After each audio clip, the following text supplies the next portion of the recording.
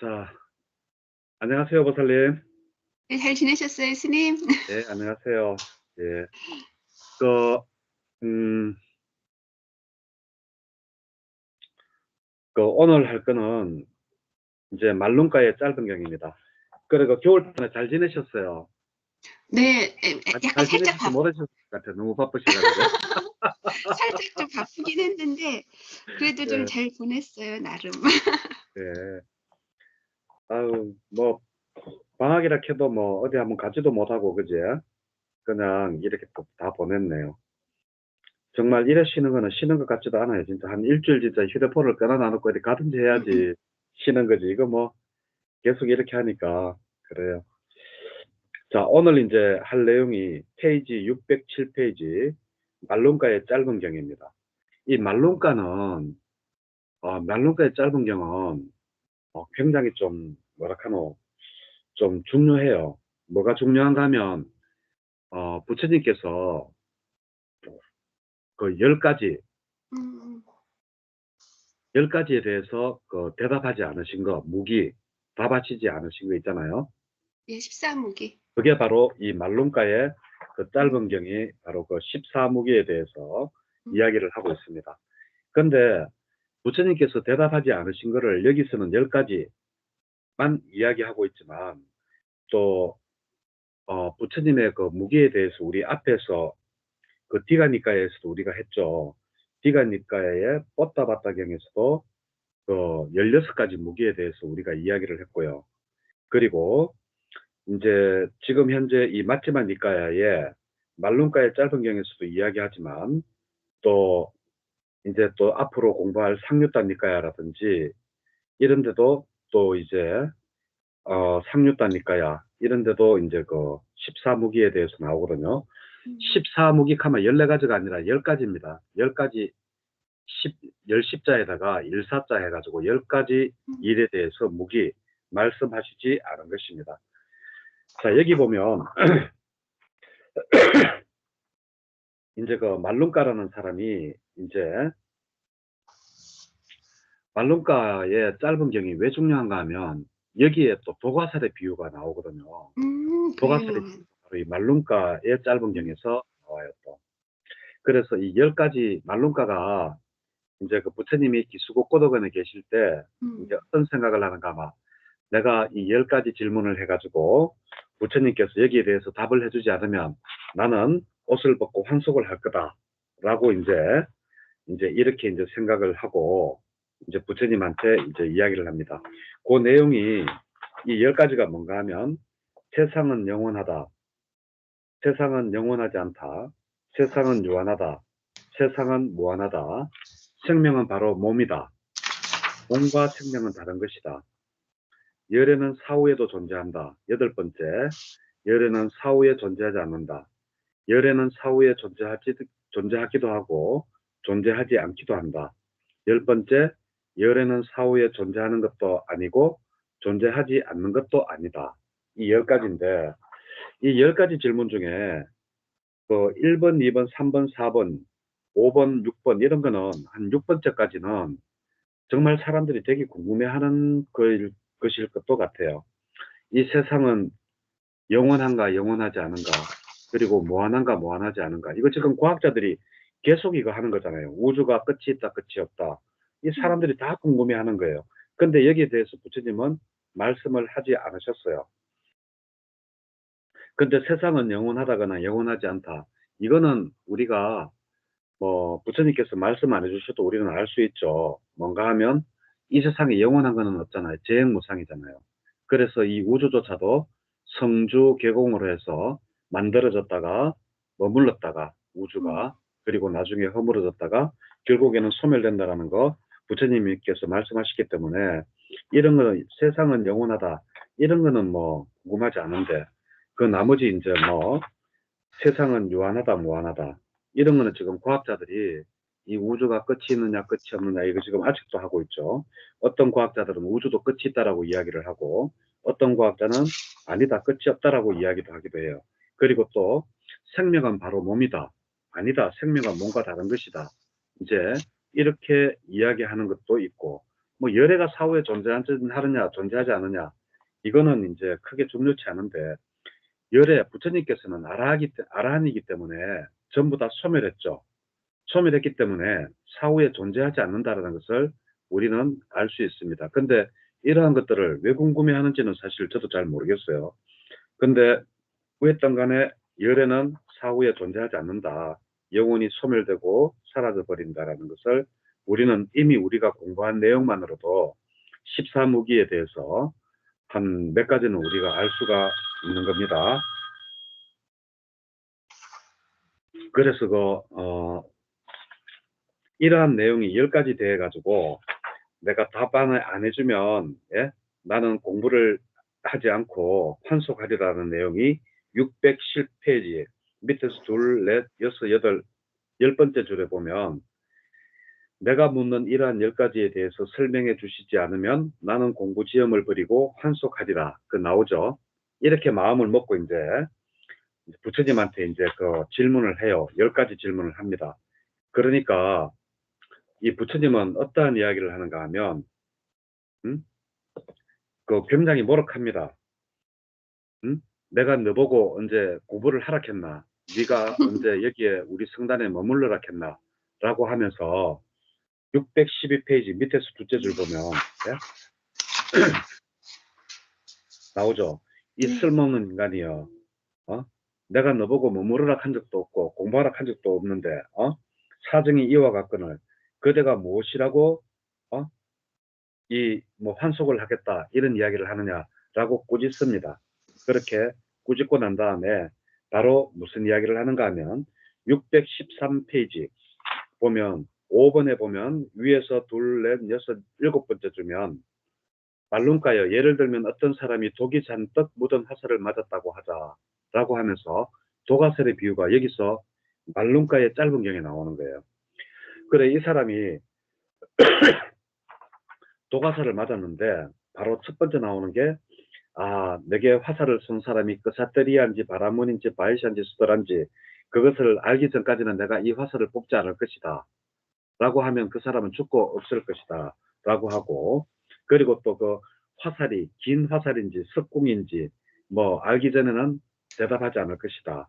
그리고 그 화살 줄이 그 갈대로 만들었는지 힙줄인지 대마인지 유엽수인지 이런 것을 알기 전까지는 내가 화살을 뽑지 않을 것이다.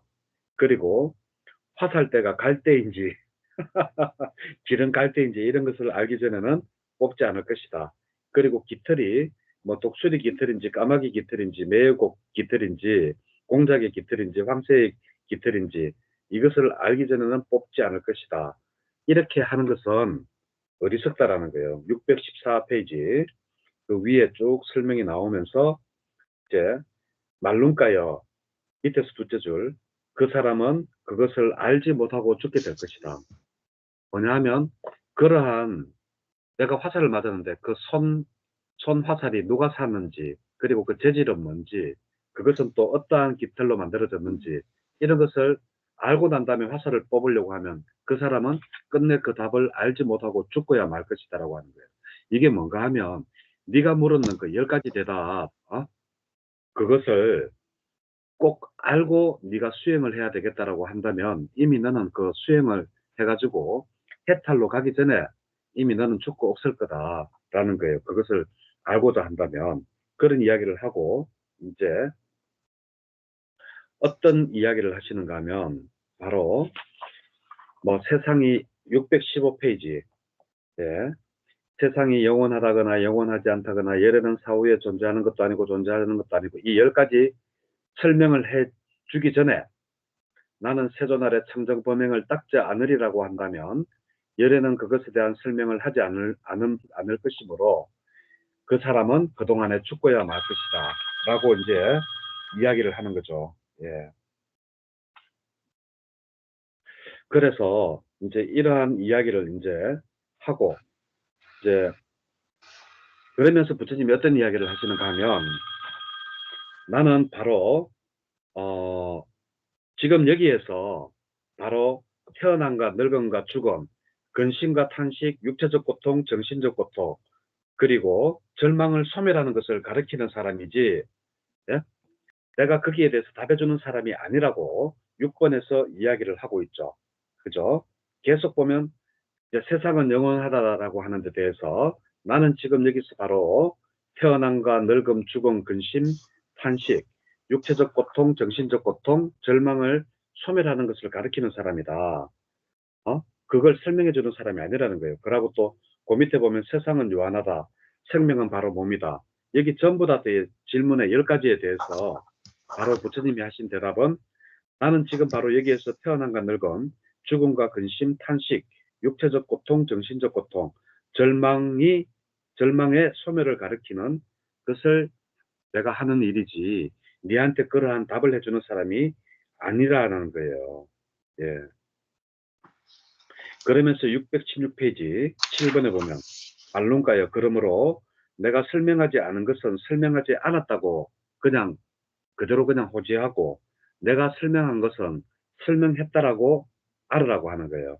그러면서 또 부처님이 어떤 말씀을 하시는가 하면 내가 그러면 니한테 왜 세상은 요한한지 무한한지 그리고 이 세상은 영원한지 영원하지 않은지 이러한 설명을 해주지 않느냐라고 하면서 그 답이 바로 617페이지 8번에 있습니다. 말론가요. 그러면 나는 왜 이것을 설명해 주지 않는가? 이것은 참으로 이익을 주지 못하고 청정범행의 시작과 관련이 없고 염으로 인도하지 못하고 탐욕의 빗바램으로 인도하지 못하고 소멸로 인도하지 못하고 고요함으로 인도하지 못하고 그리고 최상의 지혜로 인도하지 못하고 바른 깨달음으로 인도하지 못하고 열반으로 인도하지 못하기 때문이다. 라고 이제 이야기해요. 그러면서 난 그러면서 이렇게 네가 그런 질문을 하는데 내가 왜 답을 안 하느냐. 바로 이런 수행하는데 조금 더 도움이 안 되기 때문에 내가 설명을 하지 않는다. 그러면서 618페이지 9번에 보면 그러면 나는 무엇을 설명하는가? 라고 하면서 바로 사성제를 말씀을 하세요. 그런데 그러면 나는 왜 이 사성제를 설명하는가? 라고 하면서 이것은 참으로 이익을 주고 청정범행의 시작과 관련되며 염으로 인도하고 탐욕의 빗바램으로 인도하고 소멸로 인도하고 고요함으로 인도하고 최상의 지혜로 인도하고 바른 때문이다. 그러므로 나는 이것을 설명했다. 말론가요. 그러므로 설명하지 않은 것은 설명하지 않은 대로 호지하고 내가 설명한 것은 설명한 대로 호지하라. 그러니까 쓸데없이 너무 망상 피우지 말고 내가 설명 안 하는 데는 다 그만한 이유가 있으니까 그냥 그대로 그냥 알아라 이런 뜻이에요. 그러면서 부처님께서 사성제를 또 한 번 강조하시죠. 우리가 진짜 중요한 게 삼법인 사성제 이거 굉장히 중요해요. 사람들이 내가 이제 그 부탁 카페 거기 이제 그 댓글을 계속 내가 보잖아요. 달아놨는데 가장 사람들이 헷갈려하는 부분이 삼법인에서 가장 헷갈려해요. 그게 뭔가 하면 제분모화 부분 있죠. 제분모화 부분에서 사람들이 우리는 이미 이 낮은 단계의 5가지 그 족쇄에 잡혀져 있기 때문에 유신견에 잡혀져 있단 말이에요. 유신견. 내가 있다라고 자꾸 생각을 하는 거예요. 그러니까 자꾸 내가 죽어서 어디로 내가 윤회를 하는데 내가 다시 태어납니까? 이런 질문을 참 많이 해요. 거기 보면. 그리고 내가 만약에 다시 태어나지 않는다면 자꾸 내가라고 하는 거예요. 부처님은 우리 사람은 오온의 화합물일 뿐이라고 했는데 거기에는 어떠한 나라는 존재가 존재하지 않는다라고 하잖아요. 예? 근데 우리는 이 유신견에 사로잡혀 있다 보니까 자꾸 내가 그러면 죽어서 다시 태어나는 건가요? 그러면 이렇게 윤회에서 자꾸 이렇게 많이들 헷갈려 하세요. 그 윤회에서 정말 우리가 교회 기독교인들이 이야기하듯이 영혼이라는 게 있다면 삼법인이랑 당장 대치가 되죠. 뭐랑 대치가 되느냐? 재행무상이랑 대치가 되잖아요. 이 세상에 변치 않는 것은 없다라고 했는데 변치 않는 뭔가가 있다라고 하면 그것은 이미 삼법인과 어긋나기 때문에 그래서 영혼이라는 것은 있을 수가 없는데도 불구하고 사람들이 낮은 단계의 5가지 족쇄에 사로잡혀져 있기 때문에 자꾸 그러한 질문들을 많이들 하더라고요. 자, 그래서 여기에서 말론가의 짧은 경에서는 중요한 게 도가살의 비유가 바로 아, 여기서 나오는구나. 그거 알아놓으시면 되고, 14무기, 10가지 그 부처님께서 말씀하지 않은 것. 그렇지만, 우리가 디가니까에서 뽀따바따경에서는 16가지에 대해서 부처님께서 대답하시 않으신 게 나온다는 것. 그 정도만 참조를 알아놔놓으면, 예, 말론가의 짧은 경은 예, 충분히 알고 넘어갔다라고. 예. 자, 그리고 이제 말론가의 긴경. 자, 말론가의 긴경은 짧은 경하고 긴 경은 내용이 비슷해야 되는데, 말론가의 긴경은 내용이 완전히 다릅니다. 완전히 다른데, 말론가의 짧은 경은 14무기에 대해서 이야기를 했고, 도가설의 비유가 나온다면, 말론가의 긴경은 바로 한번 보죠. 자, 부처님께서 그 기원정사에 계실 때, 이제 세존께서 이제 내가 비구들이여 2번입니다. 619페이지 2번. 비구들이여 그대들은 내가 설한 5가지 낮은 단계의 족쇄들을 기억하는가? 자, 낮은 단계의 5가지 족쇄 우리가 많이 외웠죠. 감각적 욕망, 그리고 유신견, 개금치, 유신견, 의심, 악의, 감각적 욕망, 예, 그다음에 이거 악의. 예, 악의, 예, 예, 이거 이렇게 했는데 여기서 제일 이 사람들이 이렇게 댓글이라든지 이래 보면 유신견에서 가장 못 벗어나는 것 같아요. 내가 있다라는 생각, 나. 그게 자꾸 우리가 말을 할 때 평생을 우리가 주어를 쓰잖아요. 영어도 그렇고, I go to, I.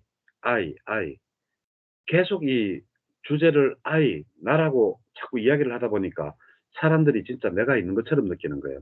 그래서 우리 불교인들은 이 대화를 할 때 유식견을 좀 없애려고 하면 주제를 빼고, 야, 내가 내일 그거 갈게가 아니고, 내일 그거 갈게. 주제를 자꾸 빼고 이야기하는 거예요.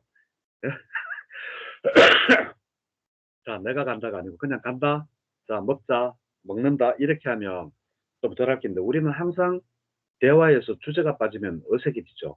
그래서 자꾸 주제 I를 쓰다 보니까 내가 자꾸 하다 보니까 이 유신견을 없애기가 진짜 힘든 것 같아요. 그래서 그 첫 번째 불변하는 존재 더미가 있다는 견해, 나라고 있다라고 하는 견해, 이게 유신견입니다. 이래서 사람들이 그렇게 내가 그 윤회라든지 이런 거는 업이 윤회를 한다 해도 그거 이해를 못 하는 거예요. 그것 때문에 결국 만들어졌는 게 뭐냐. 그, 그 유식학파로 넘어가면 대승불교 와서 부파불교 때 유식학파로 넘어가면 사람들이 이만큼 유신견을 없애라. 불변하는 존재 더미가 있다라고 생각하지 말라고 부처님이 그만큼 했는데도 그러면 업이 윤회한다 할게. 그러면 업은 어디에 저장이 돼요? 그 부처님께서 경전에서 그런 말씀하잖아요. 업은 어디에 저장되어 있는지 아무도 모른다. 그렇지만 모든 조건과 때가 맞으면 그, 그 나뭇잎이 죽어가 있다가 조건, 햇빛과 적당한 물과 이런 것들이 맞아지면 꽃봉오리가 태어나고 꽃이 피듯이 그 업도 마찬가지로 어디든지 나는 모른다. 그렇지만 모든 조건과 때가 맞으면 그것은 일어난다라고 이제 이야기를 하시는데도 불구하고 사람들은 자꾸 그 업이 어디 있습니까 하니까 유식학파들이 만들어내는 게 제7식이잖아요. 말라식이라 그래서 업들이 저장되는 장소, 창고식이라 그러죠. 저장식이라 그러죠. 이제 이런 것들을 만들어내고 그래 그러면 너가 업이 이 어딘지는 모르지만 네 의식 속에 7식이라는데 거기에 저장이 돼 있어 라고 이야기를 하는데도 그래서 7식이 만들어지고 또 그래도 사람들이 그래도 내가 죽고 자꾸 내가 안 태어나면 그거 한대 이러니까 이제 불성이라는 거 죽지 않는 뭔가가 있다라고 해서 아레야식 미안의 의식 속에 죽지 않는 뭐 의식이 있는데 그게 네 몸은 죽지만 그 의식이 다음 생애로 넘어간다 이렇게 이제 부처님이 말씀하신 삼법인을 완전히 거스르는 게 바로 유식학파의 바로 이론이죠. 그래서 불교가 나중에 부파불교가 생기면서 유식학파 그러니까 유식학파가 지금은 뭐 70, 80이 아니라 막 점점 더 발전을 한다라고 하는데 저는 개인적으로 유식학파를 안 믿어요. 왜냐하면 보살님도 여기 이렇게 책을 이때까지 읽어봤지만 디가니까 다 읽고 지금 맞지만 이렇게 우리가 거의 반을 다 읽었거든요. 부처님이 60기 이상 말씀하신 적 있어요? 없잖아요. 그런데 나중에 후대에 넘어오면서 이제 그러한 사람들에게 자꾸 뭔가를 맞추려고 하다 보니까 70도 나오고 80도 나온다. 예, 이렇게 되는 거거든요. 여기 보면 이제 3번에 보면, 예? 이제 이 5가지 족쇄들이 있다라고 이제 비유를 어린아이에게 이제 하는 거예요. 그 620페이지 3번 중간점 보면 말룸가여 참으로 어리고 유약하고 아직 뒤척이지도 못하고 반듯하게 누워만 있는 갓난 아이에게 불변하는 존재됨이 유신견이라는 생각조차 없는데 어떻게 유신견이 생기겠는가? 그러나 이 아이에게는 불변하는 존재더미가 있다는 견해가 잠재 성향으로 내재되어 있대요. 그러니까 우리가 낮은 단계에 그 5가지 의심이라든지 계율이라든지 악이라든지 감각적 욕망이라든지 이런 것들이 부처님은 꼬마 때부터 우리 몸속에 잠재되어져 있다라고 보는 거예요. 그래서 내가 전에 그 유튜브 영상 만들 때 인간은 성선설이 맞는가 성악설이 맞는가라고 했을 때 부처님은 성악설 쪽으로 매우 가까워요. 우리 인간은 태어나면서부터 악을 가지고 태어나는데 그것이 자라면서 교육과 수행과 이런 거로 해가지고 그 나쁜 것들이 벗겨지고 나중에는 궁극적으로 우리가 완전한 선만 해서 우리가 해탈 열반한다라는 그래서 우리 불교는 성선설인가 성악설인가 하는 그 유튜브도 있으니까 나중에 한번 찾아보시면 우리는 성악설을 불교는 기본적으로 베이스로 깔고 있다. 왜냐하면 어릴 때부터 이러한 악이라든지 의심이라든지 감각적 욕망, 유신견 그리고 계율이라는 이러한 것들을 깔고 나기 때문에 낮은 단계에 5가지 족쇄를 우리는 태어나면서부터 가지고 있다라고 이야기하는 게 바로 620페이지와 621페이지 이렇습니다. 그리고 쭉 다 넘어가서 622, 623도 마찬가지입니다. 자, 그래서 이제 624페이지 오면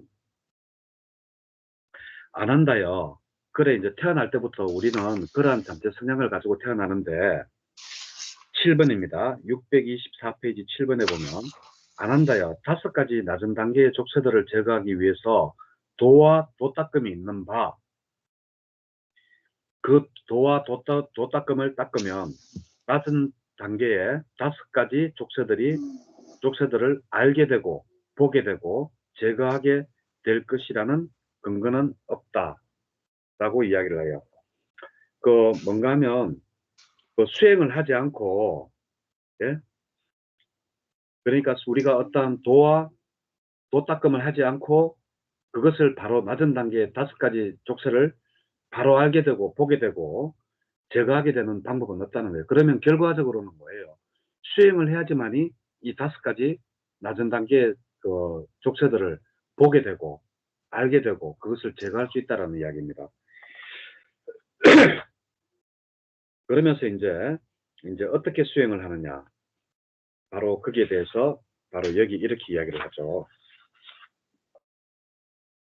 그러면 그 도와 도닦음을 해야 되는데 어떻게 도닦음을 해야 되느냐? 바로 625페이지 밑에서 넷째 줄입니다. 안한다여 그와 같이 존재더미의 소멸을 위해 어떤 사람에게 법이 쓰러질 때 그의 마음이 그것에 들어가고 깨끗한 믿음을 가지고 안정되고 해탈하면 그는 마치 신전 사람과 같다고 여겨야 한다 라고 하면서 자 페이지 626페이지 둘째 줄 자, 여기 비구는 재생의 근거를 멀리 여의고 이 재생의 근거가 뭐예요? 5가닥의 욕망이잖아요. 5가지 가닥의 욕망. 5가지 가닥의 욕망은 우리 유교하고 불교 2가지로 나눌 수가 있어요. 5가지 감각의 욕망하면 재색, 식명수도 되고 그리고 색수상 행식도 돼요. 오온도 돼요. 오온이 우리가 사람은 오온이라 그랬잖아요. 오온격에 보면 사람이 무엇입니까 할 때 사람은 바로 오온이 사람이라 그랬잖아요. 근데 이 오온을 그 빨리 열어보면 오객할 때 반자실라 그러잖아요. 1, 2, 3, 4, 5 할 때가 반자거든요. 그러면 반자, 온, 니르바나, 열반이잖아요. 니르바나, 나나, 라니. 그게 바로 오온이거든요. 반자, 니르바나, 니르바나니. 그러니까 니르바나는 두 개, 나나니 안 하니까 반자, 니르바나니 해가지고 그 방해되는 거예요. 니르바나에 방해되는 게 바로 오온이에요. 5가지 열반에 이르는데 방해되는 게 바로 색수상행식이라는 거예요. 야, 빨리어로 하니까 명확해진다, 그죠? 그 네. 방해가 되는 거, 열반에 장애가 되는 그것이 바로 오온이라는 거예요. 그래서 이것 때문에 우리가 자꾸 윤회를 한다는 거예요. 오온 때문에, 색수상행식 때문에. 눈으로 뭔가를 자꾸 이렇게 보고, 그리고 거기에서 일어나는 식을 가지고 그것을 쫓고, 그리고 코로 냄새 맡고 하는 것을 쫓고, 혀로 맛보는 것을 쫓고 이러다 보니까 자꾸 이 욕망이 생겨나서 그것 때문에 이러한 것들 때문에 우리가 그 재생의 근거가 된다라는 거예요. 이거 지금 그렇게 돼 있잖아요.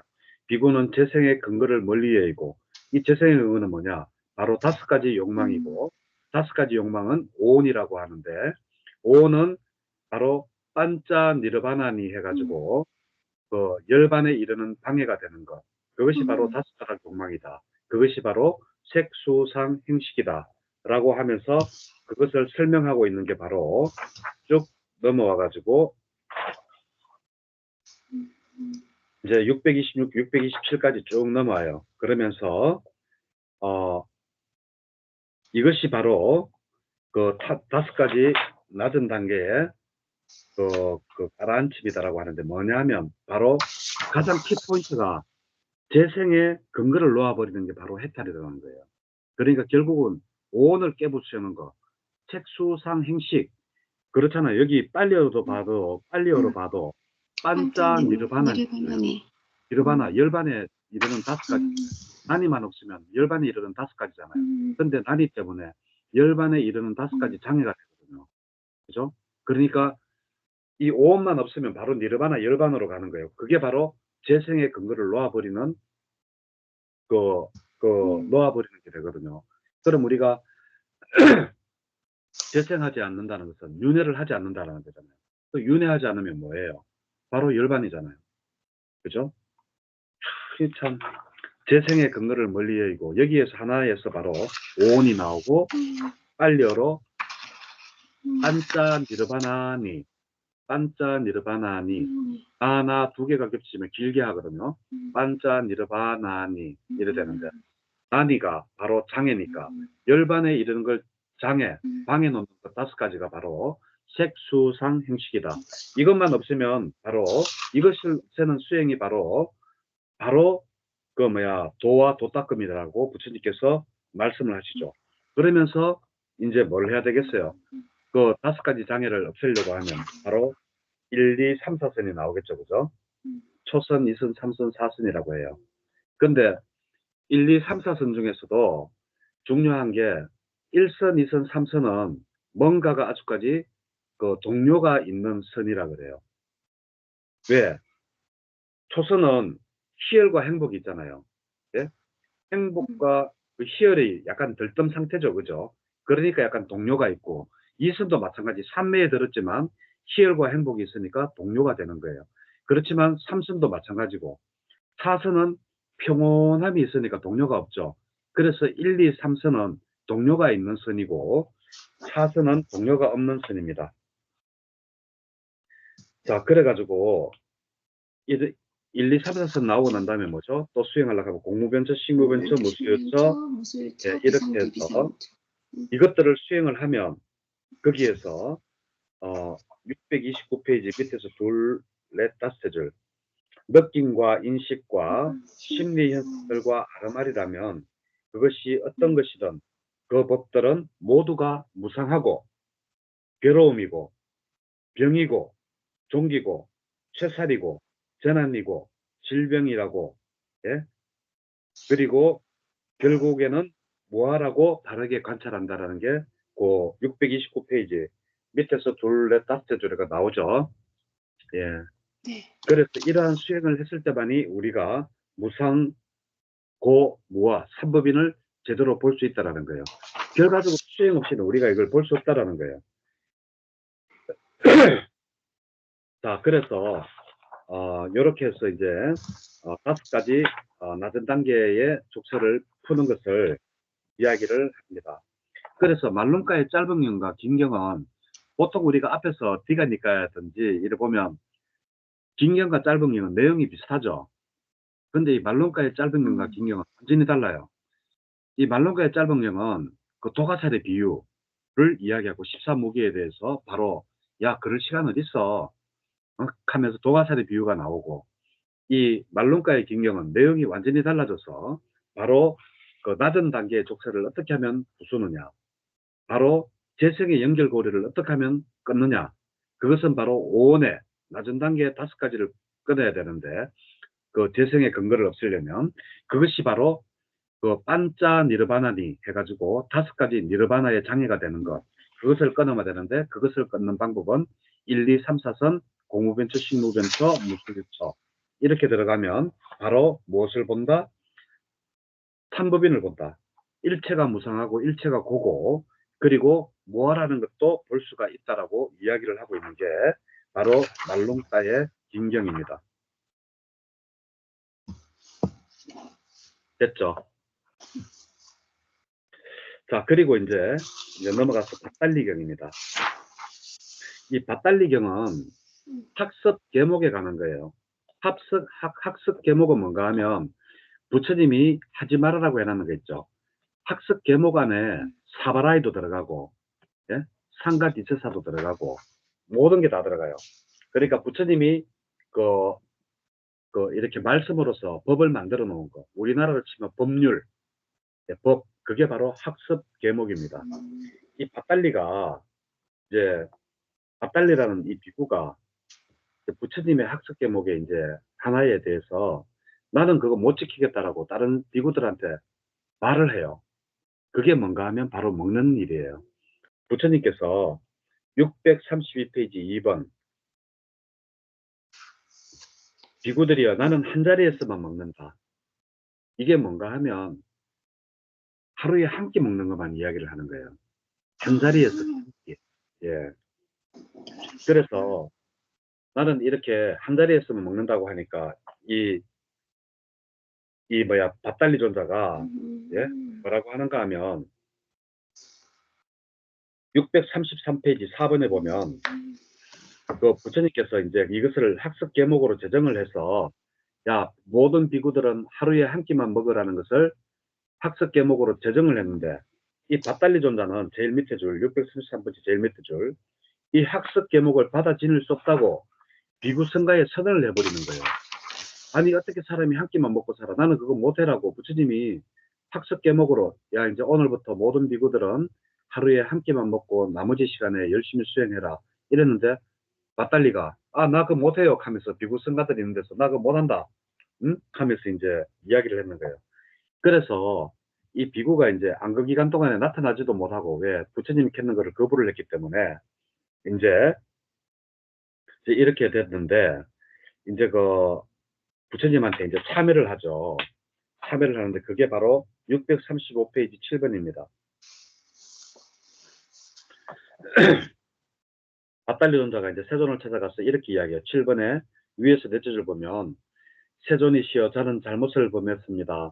어리석고 미혹하고 미숙하여 세존께서 학습 계목을 공포하심에도 불구하고 제가 이 학습 계목을 받아 지닐 수 없다고 비구성가에 선언했습니다. 세존이시여 세존께서는 제가 미래에 다시 이와 같은 잘못을 범하지 않도록 제 자신을 단속하게 사오니 제 잘못에 대한 참회를 섭수해 주십시오. 라고 이제 이야기를 하거든요. 그러니까 이 부처님께서 이제 어떤 말씀을 하시는가 하면 용서를 해줘요. 왜? 그 부처님은 참회라는 게 있거든요. 뉘우칠참, 뉘우칠회 그래가지고 참은 바로 뉘우치는 거고 회는 다시 잘못을 하지 않겠다라는 거예요. 그걸 두 개를 합쳐서 참회라고 이야기를 하죠. 예, 그래가지고 이제 참회를 했기 때문에 부처님께서 용서를 해주는데 이제 비유를 하나 들어요. 그 비유 드는 게 바로 그 637페이지. 비구여, 그는 나를 위해 진흙탕을 건너갈 수 있도록 교랑 역할을 해 달라라고. 그런데도 그가 그냥 지나가 버린다든가 다른 쪽으로 몸을 돌려 외면한다든가 저는 못하겠습니까? 라는 말을 하겠는가? 그렇지 않습니다. 세존이시여. 이를 어떻게 생각하는가? 통찰지로 해탈한 비구가, 몸으로 체험한 비구가, 죄뇌를 얻은 비구가, 그리고 법을 따르는 비구가, 믿음을 따르는 비구가 있는데 그가 이렇게 말한다. 오라 비구여, 그대는 나를 위해 진흙탕을 건널 수 있도록 그런 역할을 해달라고 한다. 그런데도 그가 그냥 지나쳐 버린다든가 다른 쪽으로 몸을 돌려 외면한다든가 저는 못하겠습니다라는 말을 하겠는가? 그렇지 않겠습니다. 이게 뭔가 하면 부처님의 전생 이야기에 보면 그 과거 부처님이 오실 때 연등불 부처님이 지나갈 때 그 부처님이 일반 그 보살이었을 때 우리 사람이었을 때 그 부처님이 인도는 도로 포장이 없으니까 구덩이가 많고 막 이럴 거 아니에요. 예? 그러면 그 사람이 발을 안 베리고 지나가려고 하면 어떻게 해야 돼요? 그 구덩이에 내가 엎드린다든지 예? 아니면 머리를 풀어 헤쳐가지고 인도 사람들 머리 기니까 물이 닿으면 그거를 물이 안 닿게끔 막 머리를 그 위에다 풀어 놓는다든지 이럴 거 아니에요. 이게 지금 그 이야기예요. 자, 진흙덩이가 그렇게 많은데 벼락 역할을 할 수 있는가라는 것은 바로 네가 그 진흙덩이에 네가 엎드려가 내가 밟고 지나갈 수 있도록 하겠는가 이런 뜻이거든요. 예. 그래서 이제 이런 이야기를 하면서 이제 이야기를 해줘요. 이제 그런데 이제 그렇게 하면서 중요한 거는 이게 중요한 게 아니라 뭐 그게 중요한 게 아니라 왜 학습 계목을 지켜야 되느냐. 우리가 많은 학습 계목이 있잖아요. 비구는 250가지의 그 계율이 있고 이 남방불교에는 대승불교는 272가지의 그 계율이 있거든요. 그것을 왜 지켜야 되는가에 대해서 부처님이 설명해 놓으신 부분이 있어요. 그것이 무엇인가 하면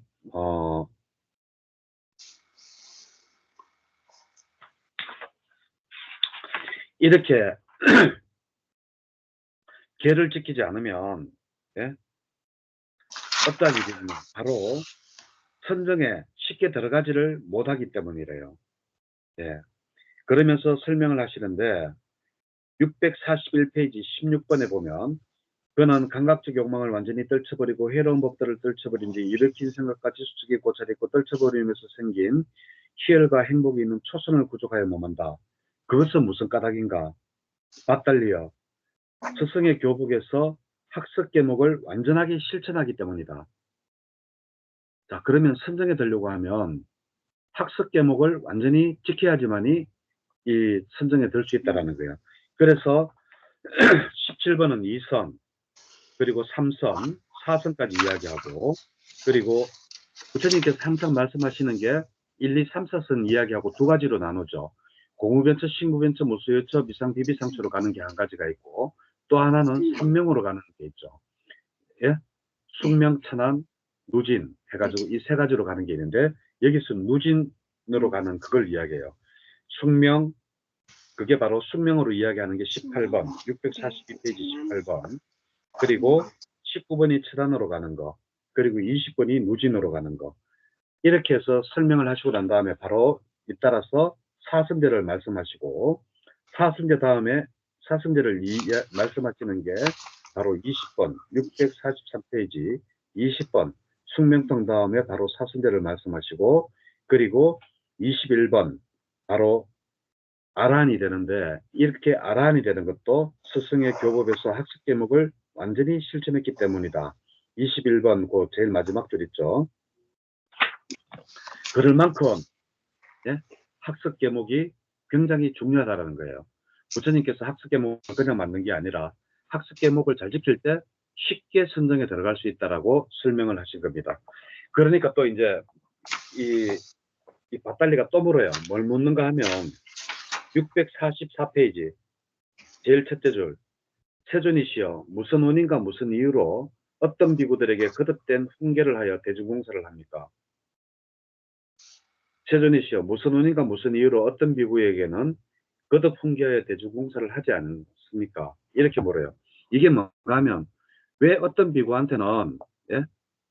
그 계속 끊임없이 잘못했다라고 막 계속 이렇게 한 번이 아니고 두 번, 세 번, 네 번 이야기를 하고 왜 어떤 비구한테는 한 번만으로 그 징계를 끝을 내느냐 이런 이야기거든요. 그러니까 이제 부처님께서 설명을 쭉 하시는데 이 내용이 뭔가 하면 자기의 잘못을 인정을 하고 진정으로 뉘우치는 사람은 대중공사를 짧게 한 번만 한다든지 이렇게 하고 자기가 잘못을 뉘우치지 않고 끝까지 자기가 잘했다고 하는 사람들은 대중공사를 오래 한다는 게 바로 그거예요. 23번에 보면 상습적으로 계를 범하고 그리고 25번에 보면 우발적으로 계를 범하든 상습적으로 범하든 그것에 상관없이 예?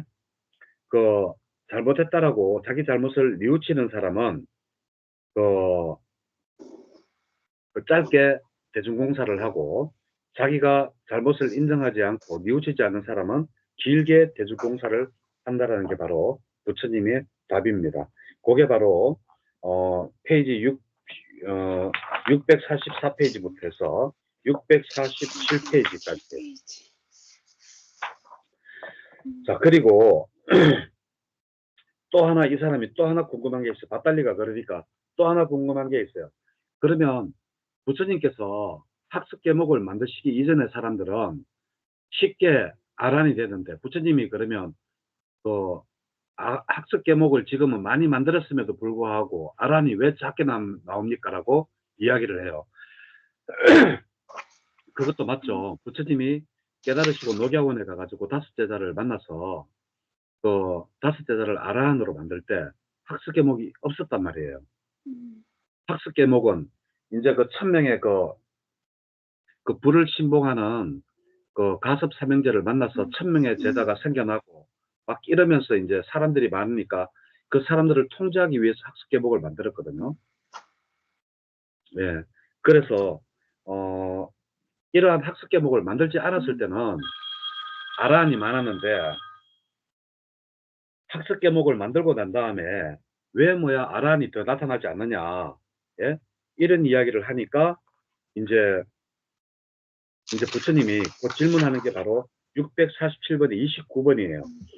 세존이시여 무슨 원인과 무슨 이유로 이전에는 더 적은 학습 계목으로 더 많은 비구들이 예? 구경의 지혜를 성취했고 예? 지금 무슨 이유로 학습 계목은 더 많이 늘어났는데도 불구하고 오히려 아라한들은 더 적게 나타나느냐 이렇게 질문을 한 거예요. 그러니까 그 답을 648페이지 30번에 있어요. 밭달리여 그것은 이와 같다.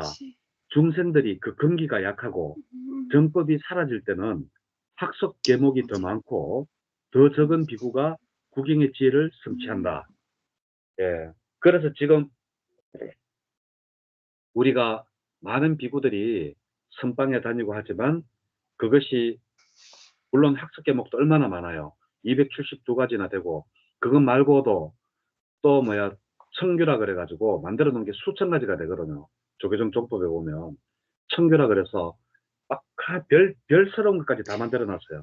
이제 그렇게도 만드는데도 불구하고 왜 아란이 생기지 않느냐? 바로 첫 번째 근기가 약하다. 근기란 무엇이냐?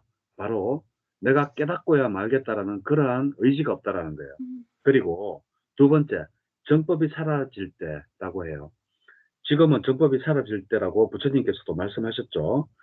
내가 언제 그것을 말씀하셨는가 하면 안 한다가 그 비구니들을 여자들을 비구니로 만들려고 부처님한테 물어요.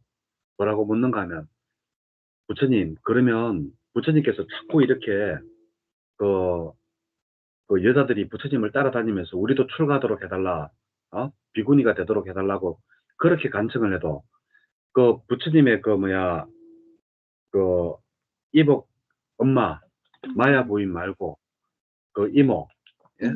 네. 이모조차도 그렇게 간청을 해도 안 해주잖아요. 그러니까 이제 안한전자가 마지막으로 물어요. 그러면 부처님께서 안 해주는 이유가 여자들은 그러면 깨달음을 얻을 수 없습니까? 라고 물어요. 그러니까 부처님이 아니다라고 그래요. 그러면 여자들도 깨달을 수 있다면 여자들한테도 깨달음의 길을 가도록끔 해줘야 되지 않습니까? 라고 묻거든요. 그러니까 부처님께서 하시는 말씀이 그, 그 여자가 우리 성단에 들어오면 말법이 500년은 빨라진다라고 그래요. 예. 그래서 그러면서 이제 했는 게 나의 정법이 정상적으로 가면 뭐 1000년을 갈 것인데 정법이 500년으로 줄어들고 또 말법이 이만큼 500년으로 빨라진다라고 이야기를 하면서 그래서 결과적으로는 그래서 이제 안한전자의 그 지혜 덕분에 여자들은 그러면 깨닫지 못합니까? 이 질문 때문에 깨달을 수 있다. 그러면 깨달을 수 있는데 남자 여자 구별해가지고 여자들한테 왜 비구니가 못 되도록 합니까? 해가지고 부처님이 결과적으로 허락을 해줬거든요. 그러면서 하신 말씀이 우리 말법이 500년 여자가 성단에 들어오면 말법이 빨리 온다라고 이야기했어요. 그 이유는 나도 모르겠어요. 하여튼 부처님께서 여자가 성단에 들어오면 500년이 정법이 말법이 빨리 온다라고 이야기를 했기 때문에 그래요. 자, 그래서 이제 이러한 질문 누구나가 할 수 있는 질문이잖아요. 아니 계목을 지켜야지 그러면 예? 그 아라한도 되고 한다라고 했는데 그럼 지금은 부처님이 처음에 그 가르칠 때보다 계목은 정림도 많아졌는데 왜 아라한은 점점 줄어듭니까? 이 할 수 있는 질문이잖아요. 그러니까 이제 부처님께 이렇게 이제根기가 약하고 정법이 사라질 때 더 많은 학습 계복이 있지만 더 적은 비구가 바로 해탈한다라고 이야기를 하죠. 그러면서 또 이제 이야기하시는 말씀이 뭔가 하면 바로 성단이 커지면 그리고 성단이 만들어진 지가 오래되면 그게 바로 31번에 있어요. 예. 그럴 때 자꾸 학습 계목이 자꾸 늘어난다라고 이야기를 해요. 그래서 사실은 뭐 조계종처럼 이렇게 성단이 큰 게 있는 게 사실상 부처님의 그 가르침으로 보면 썩 좋은 일은 아니죠. 그죠? 성단이 커지고 우리가 뭐 몇천 년 됐다라고 우리 조계종이 뭐 1000년 이상 됐다라고 막 그냥 하잖아요. 성단이 오래 지속되는 것도 부처님은 학습 계목을 쓸데없이 많이 만들기 때문에 늘어나기 때문에 좋지 않다라고 이야기를 합니다. 예, 그러면서 이제 뭐냐 하면 바로 그 말의 비유를 해요. 그게 바로 649페이지 32번이에요. 밧달리여, 내가 어린 준마에 대한 비유로 본문을 설할 때 너희들이 몇 명이나 거기 있었느냐. 기억나나 모르니까 기억이 안 난다 하니까 그러면 내가 다시 한 번 더 이야기를 하겠다. 어린 준마에 대해서 하면서 쭉 설명하는 게 바로 650페이지까지예요. 그게 뭔가 하면 내용은 이래요. 그 어린 말에게 자갈을 물리잖아요. 자갈을 이래 물리면 처음에는 그 말이 막 자갈을 안 물라고 막 그냥 발버둥을 치잖아요. 그러다가 결국에는 자갈에 익숙해지면서 이제 왕이 탈 수 있는 그러한 훌륭한 말로 다시 태어나잖아요. 그것과 마찬가지로 너희가 학습 계목을 지키기 싫다라고 하지만 그 학습 계목에 익숙해지고 학습 계목을 잘 지키면 왕이 탈 수 있는 훌륭한 말이 되듯이 너희들도 바로 깨달음으로 갈 수 있다라는 그러한 이야기를 부처님이 준마에 대한 비유로 하고 계시는 겁니다. 그래서 이러한 10가지 법을 구족한 비구는 무학의 경지를 얻는다. 이래가지고 아란이 됐다라는 이야기를 하고 있는 겁니다. 네, 이러한 이야기입니다. 그래서 이 밧달리경도 보면 진짜 누구나가 할 수 있는 질문을 했는 것 같아요.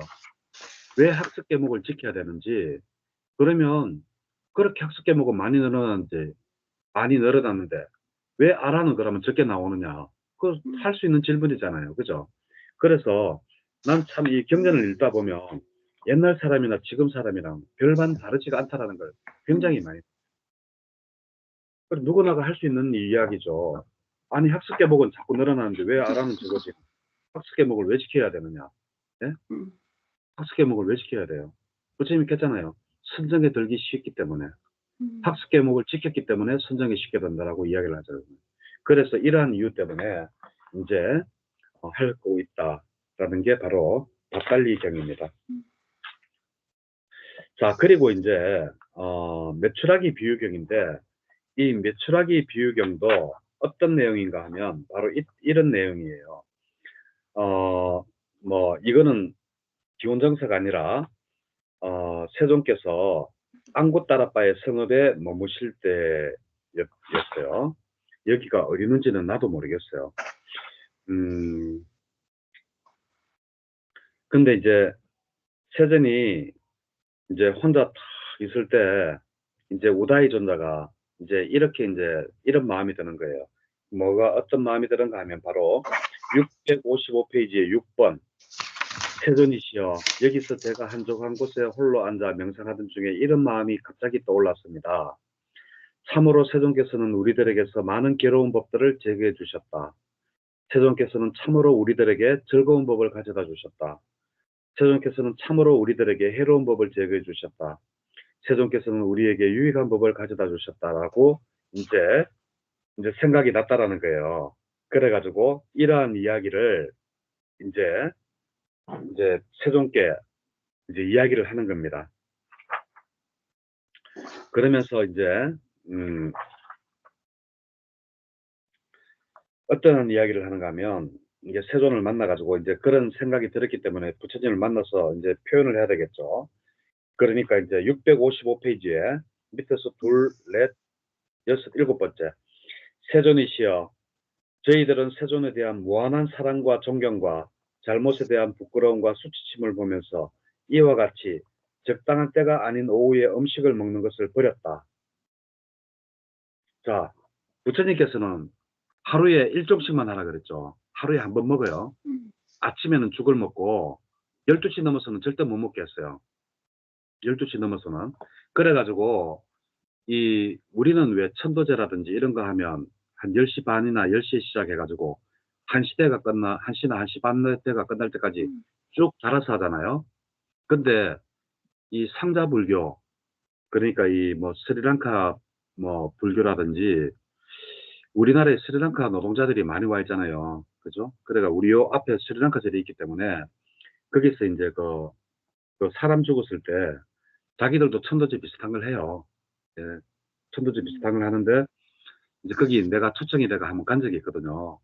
이제 기도를 하는 게 아니라 앉아가지고 이제 스님들이 많으면 많을수록 좋으니까 이제 그런 날 그래가지고 오락회가 갔는데 한 10시 반쯤 시작을 하는데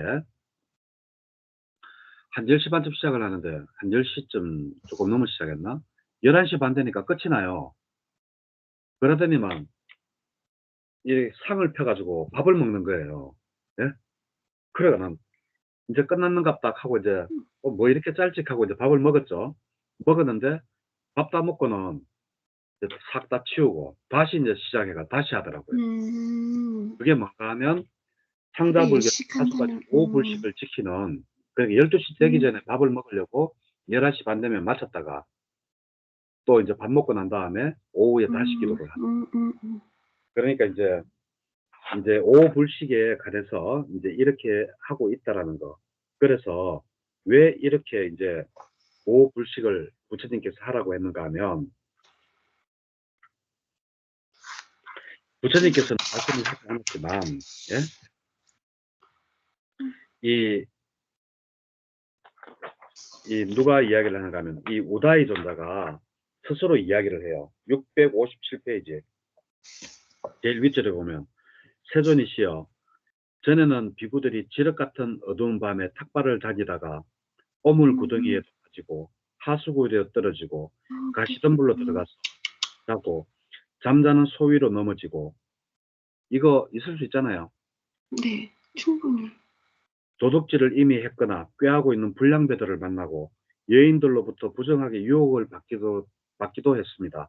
밤늦게 다니다 보니까. 그리고 지륵 같은 어둠이잖아요.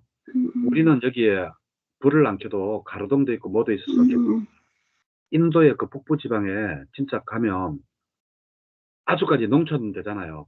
밤 되면 진짜 캄캄해요. 앞이 안 보여요. 예.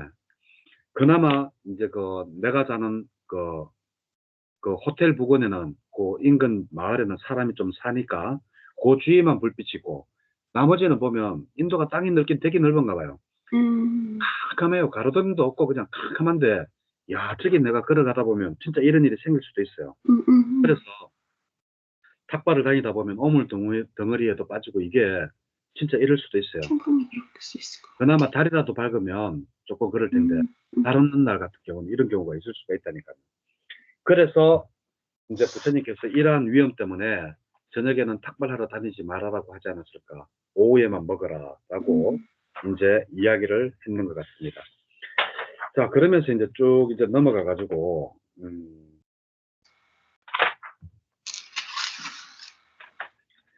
자, 이제 633 여기 이제 그 앞에 거는 다 이제 뭐 시주물로만 살아먹고 뭐 강한 속박이니 예?